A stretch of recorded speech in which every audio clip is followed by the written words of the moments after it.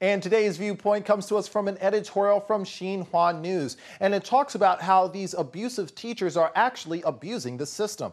Now, a kindergarten teacher in East China raised the hackles of Chinese internet users on Thursday after photos of her abusing children were posted online. The editorial goes on to say that one of the photos depicts the woman grabbing a boy's ears, with the child making a face of absolute pain. Another photo shows a child whose mouth apparently was taped shut by the teacher. Now, similar scandals have been reported in increasing numbers in recent years, exposing a lack of supervision and public investment in preschool education. The editorial goes on to say that government investment in preschool education accounts for just 1.2% of its total education expenditures, which is far less than the average of 6 to 8% in developed countries. Kindergartens are not part of China's 9-year compulsory education system, which enjoys strong government funding. A shortage of public kindergartens has led to the proliferation of private schools, which often lack the supervision implemented in public schools. Now, the editorial also says that cost-cutting and financial pressures lead many private kindergartens to pay their teachers less than their public counterparts.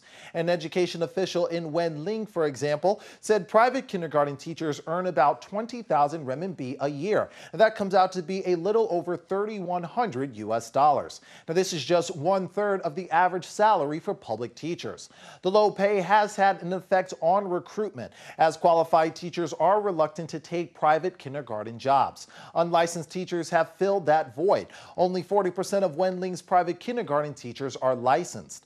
Now, the editorial goes on to say that legal support is also lacking. Under Chinese law, teachers who harm their students cannot technically be charged with abuse. Now, this comes to us from a Shanghai-based lawyer, Ding Jin-kun, who proposed that the law should be applied to these teachers.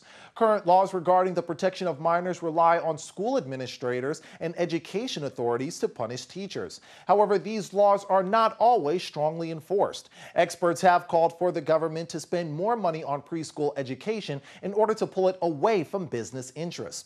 Education authorities have been urged by experts to increase financial investment in the area as well, along with expanding public kindergartens and supporting private ones, as well as improve employment conditions for kindergarten teachers. Well, hopefully some of these programs will be set up in order to make sure that these teachers feel like they are needed.